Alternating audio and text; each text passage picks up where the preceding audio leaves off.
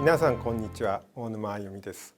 私は現在慶應義塾大学に籍を置き、経済学の教授を務めております。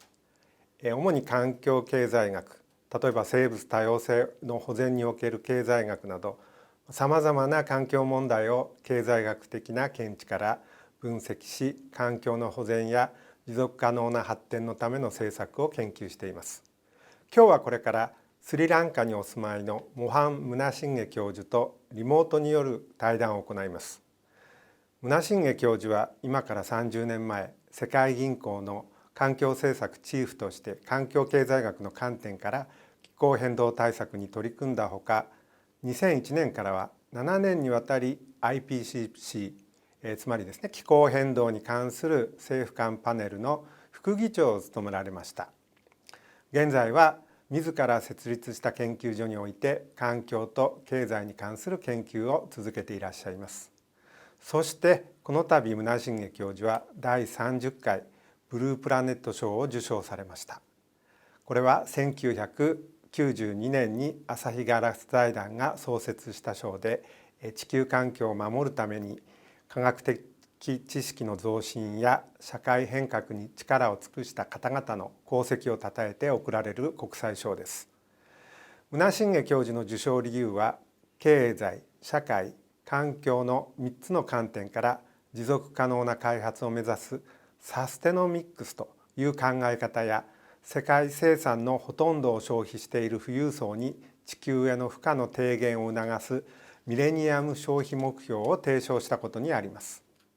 今日の対談では、そうしたムナシンゲ教授の実用的研究とそれを社会に実践してきた活動について詳しくお聞きしたいと思っています。本来は教授に来日していただき、受賞記念講演をしていただく予定でしたが、昨年に続き新型コロナのパンデミックにより、今年もリモートで先生のお話を聞く形となりました。それではムナシンゲ教授に呼びかけましょう。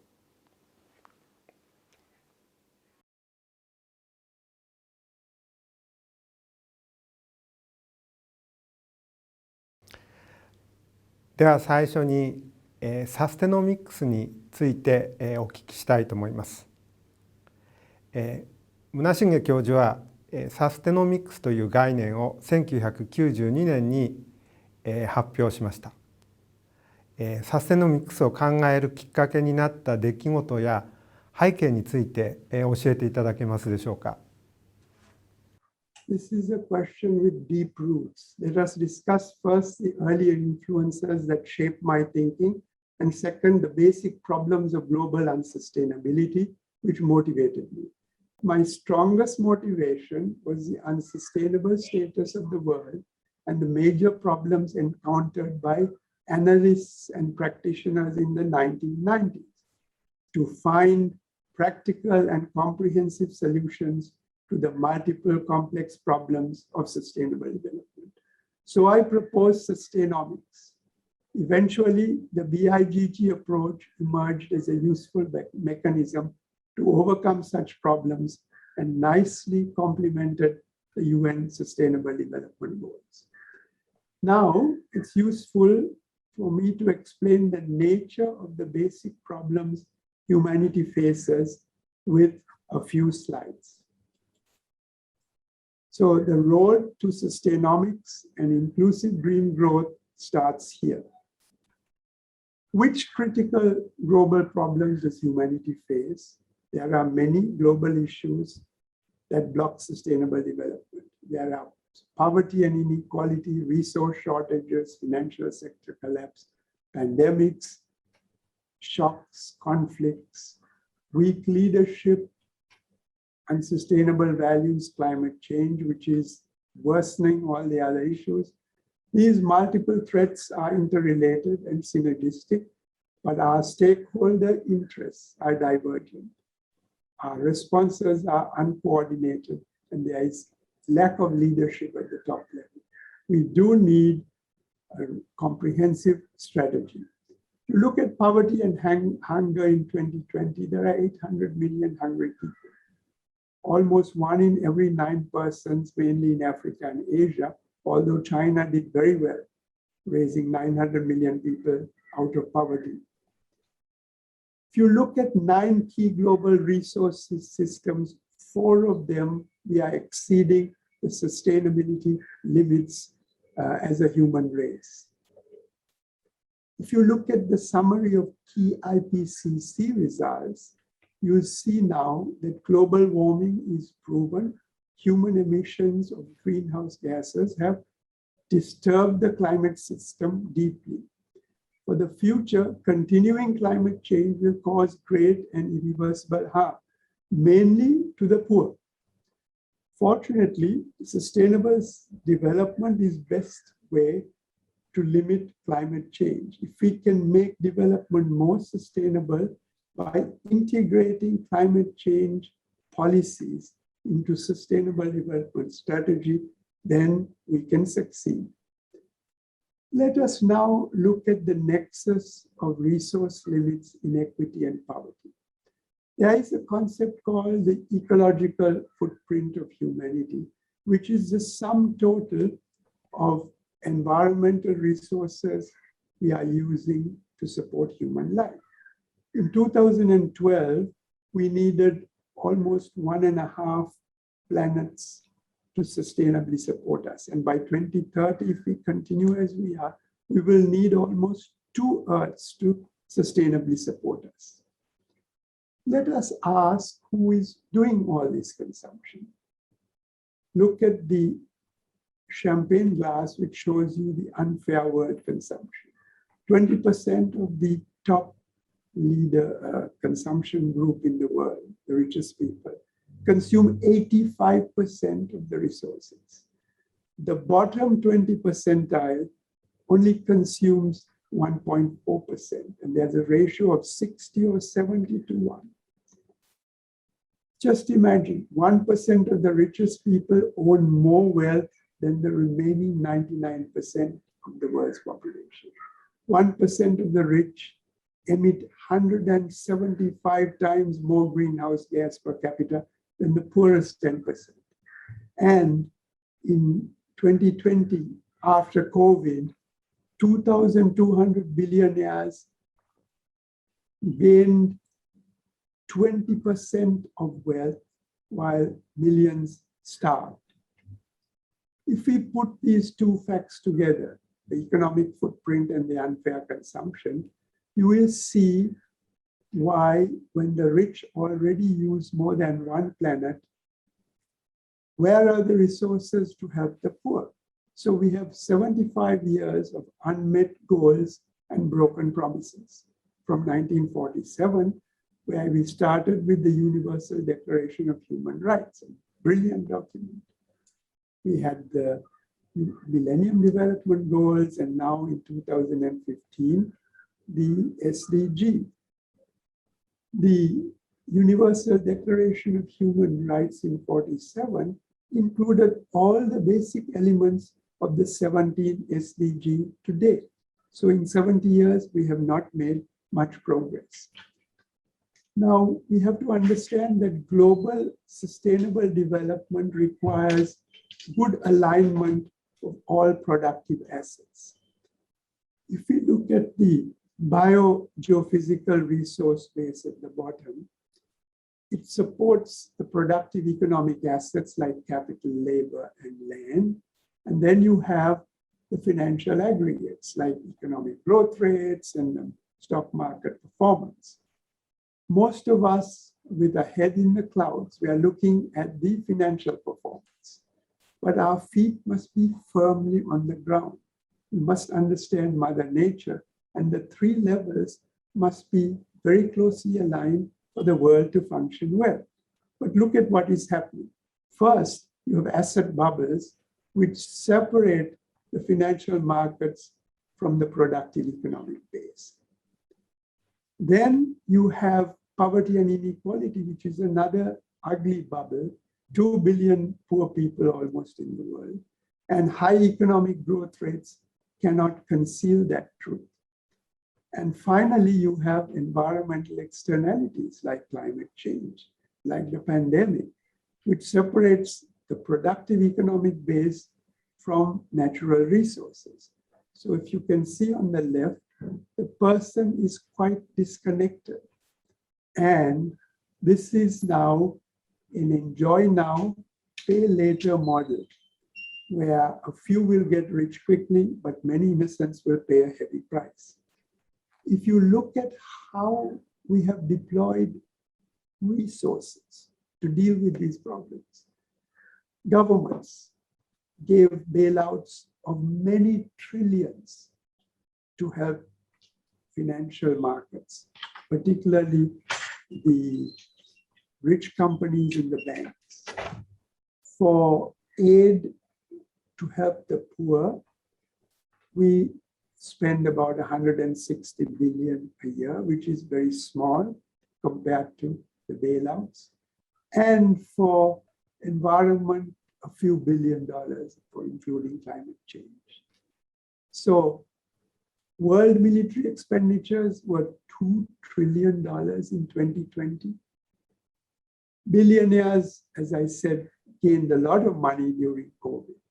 So with this deployment of resources, how can we solve the problems of the world? If you want to avoid a bad future where unrestrained market forces, conflicts, lack of ethical and moral values will cause more poverty, inequity, pandemics, environmental problems, terrorism, polarization, can easily lead to a breakdown of the global system and a place where rich live in enclaves and the poor will live and die in misery outside. So that is the answer to your question, Professor Onuma. どうもありがとうございます。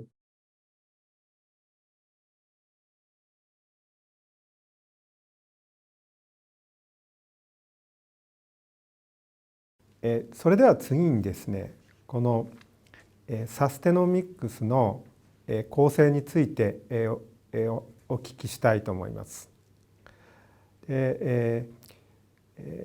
ムナシンゲ教授の提唱されるサステナミクスの非常に重要な特徴というものは、経済と環境だけではなくて社会とも調和しなければならない。つまり経済と環境と社会というものが調和して両立していかなければならないということを提唱されています。でこの、3つの構成要素ですね、経済と社会とそれから環境の調和を実現する上でですね、基本的な原則というのは一体どのようなものなのか、それから実際にどうすればこうしたことというのは実現されるのかということをですね、お聞きしたいと思います。Thank you again, a very perceptive question.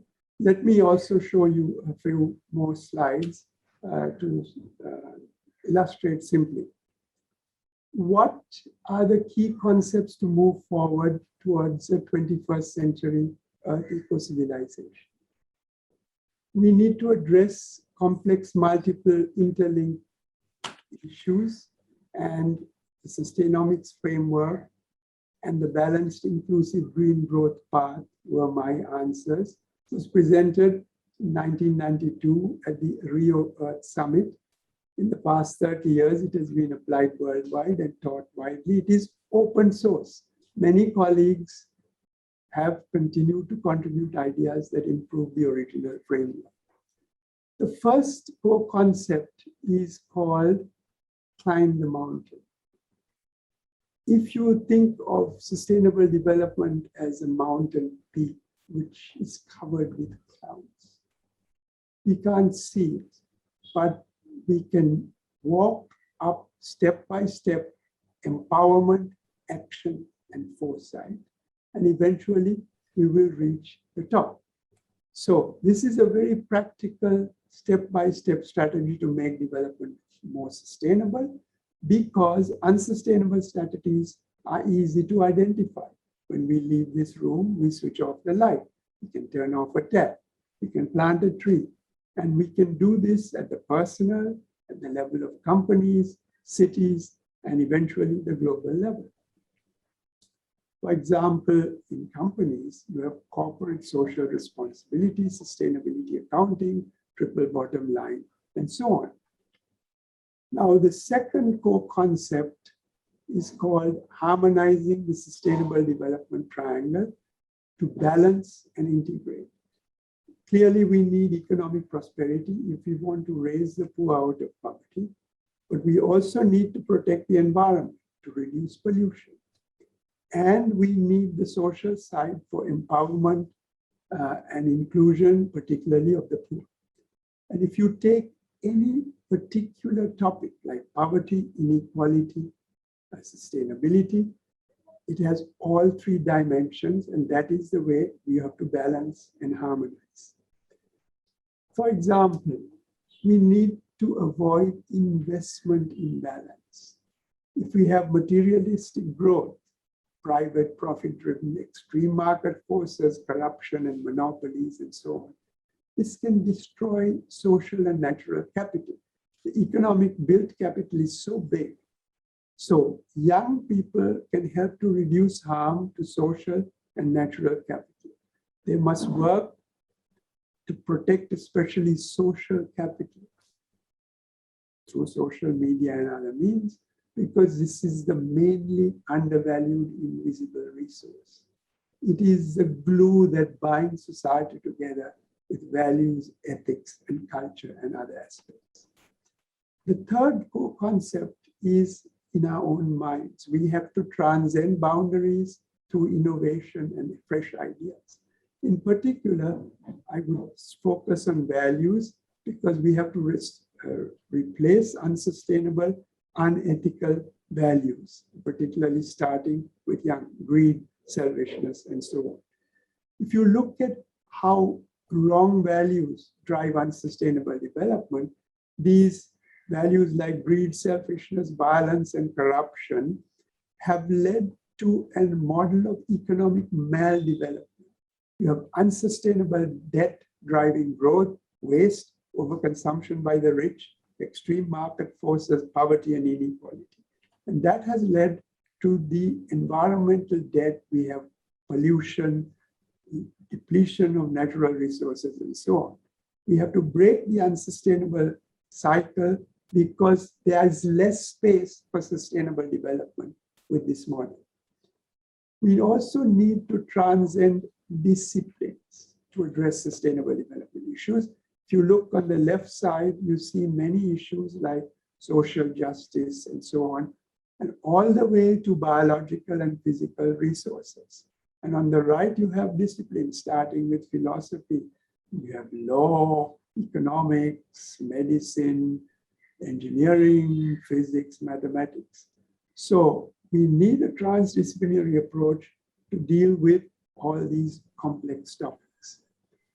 We also need to transcend stakeholder boundaries. In particular, young people can help to get civil society and business to work with government, to push governments to do the right thing.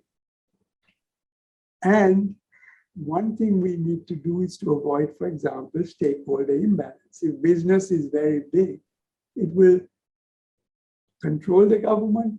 It can also control civil society, and it will certainly harm nature. So we have to be careful about the balance of the three stakeholders.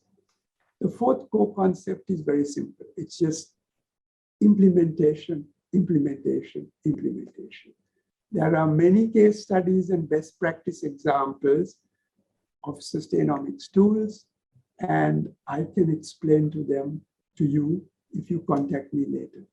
Thank you. That's my answer to you.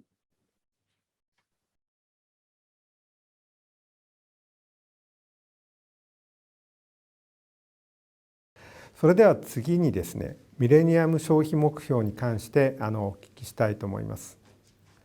で、ムナシンゲ教授はですね、2010年に国連でミレニアム消費目標というものを提唱されました。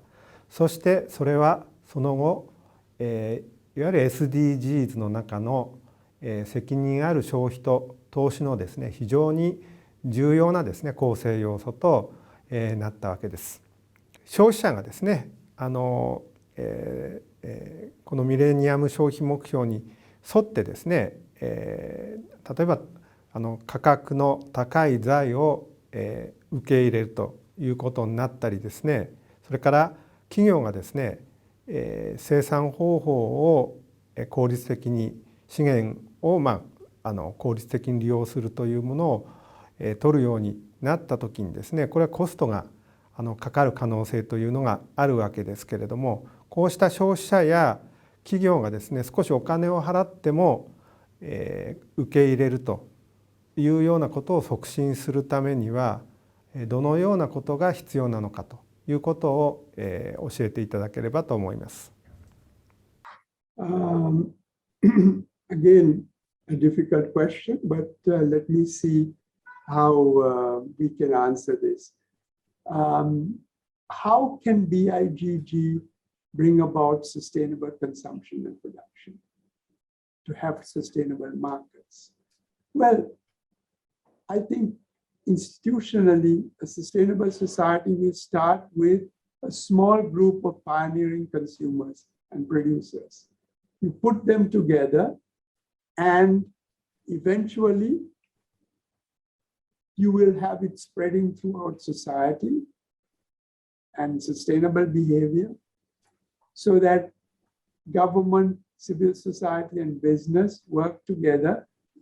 You have traditional markets like organic markets and other things for old people, but particularly online markets for youth, because younger people do everything online. And after COVID, digital technology is going to go even faster.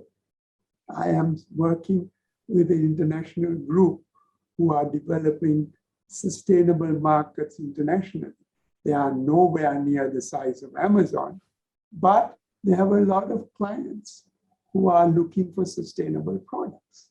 And this is the kind of interaction that we want to promote to change values and change behaviors.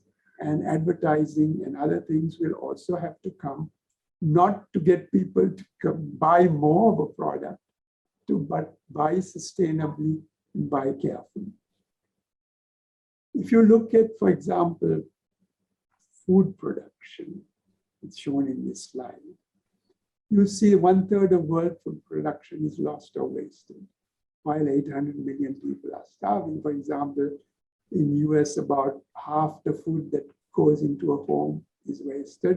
In Europe, it's more like 30%. This is affluent homes. If you look at the top slide, you see that this Western family can have the same nice lifestyle with plenty of food and other things, but with less packaging, less waste of food. And this is the BIGG path of transformation, which is coming down on consumption, maybe even saving money, but maintaining a very good quality of life. So that sustainability transformation need not be expensive. Does not mean you have to spend money. Similarly, the bottom slide shows a poor family in Africa where you have to now not reduce their consumption, you have to actually increase along the BIGG path, because it is unsustainable and unethical for them to live in poverty. And you have SDG 1 and 6, poverty and inequality, telling you that. Now, I want to also tell you this is not all just about rich and poor countries. This is rich and poor living in the same country. This is a picture of a home of an Indian multi-billionaire. Just 5 people in the family, $70 million it costs, 27 floors, it has helipads, movie theaters, and so 3 floors of hanging gardens, 600 staff. So this is high-end consumption, which can be substantially reduced in terms of material use. without interfering at all with the quality of life. And this building has fabulous view of the ocean, but it also overlooks the Mumbai slums, which is shown in the bottom picture. Over 1 million people live, each having approximately 1.5 square meters per person, one toilet for 1,500 people, and so on. So this kind of inequality also has to be reduced, again, through the BIGG path. Also, I told you that it is not only pricing, but also other value-changing and nudging behaviors. In 2012, at the Rio +20 World Summit, I got tired of listening to the world leaders making promises. I went to the beach with a group of musicians, an international consortium, and we formed an organization called Susteno Musica. Please visit our Facebook page and other things. We are creating the music of sustainability, trying to reach hundreds of millions of young people who are going to rock concerts and other things. And we are trying to appeal to the heart, to nudge them to change their values, because this kind of intellectual discourse that we are having today, Professor, is wonderful, but it only reaches 0.0001% of the world's population. So we can use music and song and other methods besides pricing and economic tools to spread the message of BIGG. And now we come to sustainable production. These are some ideas from workshops that I have done for CEOs and senior managers of top multinationals. 3 points have emerged. They all accept that sustainability and triple bottom line is the wave of the future. They accept that resource use efficiency is a short-run win-win, because actually you lower your costs and you also reduce the environmental resource use, for example, through energy conservation. So the resource use efficiency is not necessarily always leading to higher costs. Third aspect, which is the long run, that we have to go to more ethical values, not only in business, but also in consumption. And you can see the list of companies that I've worked with. For example, BASF, which is the world's leader in chemicals, supermarkets, Tesco, Unilever. I worked with OPEC, Petrobras, Sime Darby, which is plantations, Novozymes, biotech, and mining companies, industry, even wine producers. All of them, we hope, can become part of the solution, not part of the problem, and not necessarily always driving prices higher, but also maintaining a reasonable price level, but raising scarce environmental resource prices higher, of course. Thank you, Professor.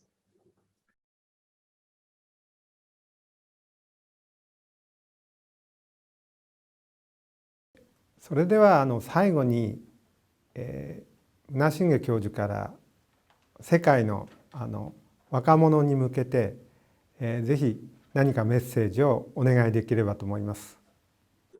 Let me show you a few slides because it's much easier. First is we need to watch out for many unknown and known surprises, but we'll need new solutions. Certainly climate change, which is a risk multiplier, but we can have pandemics, environmental crises, resource shortages. We can have social unrest, terrorism, conflicts, economic crises, technological disruption. Young people will have a key role. You have to do research and innovation to build resilience against shocks to help us survive in a dynamically changing world. Just quick example, 12 economically disruptive technologies. like mobile internet, artificial intelligence, IoT, cloud technology, and so on. The first 8 are all to do with digital technology. It's a very key area which is accelerating after COVID. There are other things like genomics and energy storage and so on. But these are all potentially disruptive, and many other things are also used. I also have some personal advice, which I follow. We have to harmonize ourselves before we harmonize the planet Earth. This slide you show that you have the domain of the mind, where you have income, your job satisfaction, career, and so on. But you also want to keep your health, your fitness. For example, I do Tai Chi every day for half an hour, and I do meditation in the morning for mind-body integration. And don't forget the third aspect, which is the social side. You have your family, your friends, a community, the whole world. You need to balance these 3 aspects to have a balanced personal sustainability triangle, to be a happy, contented person. And especially after post-COVID, we have to rebuild unbalanced and shattered lives. I would also say that there's an optimistic message for youth in Japan and the whole world. This is not pessimistic. We have multiple global problems with serious challenges. Pandemics, economic crisis, poverty, climate change, and so on. But these problems can be solved together, provided we begin now, although the issues are complex. Sustainomics is one way to take the step forward, balanced, inclusive green growth. So we want to transform a risky business as usual scenario into a safer future. And for this, we need to change governance systems at every level. We have to deal with multiple crises in an integrated way. And we have to manage, particularly the post-COVID world, to support sustainable development. We have to get business and civil society to work with government. And particularly, I encourage young people again to play a key role in devising new 21st century BIGG paths for sustainable development in Japan and the world. And also remember our past. Here's an ancient blessing from Sri Lanka. It says, may the rains come in time, which is environment. May the harvest be bountiful, which is the economy. May the people be happy and contented. May the king be righteous, which is the social side. So even in ancient times, my ancestors knew about the sustainability triangle. Today, I'm trying to rediscover this old truth. Just to end, I come from the Munasinga Institute for Development. We have scholarships, training, and awards, applied research, engagement in public policy. We have more publications and further information. So do contact me if you want to progress. Stuti, domo arigatou gozaimasu. Thank you very much.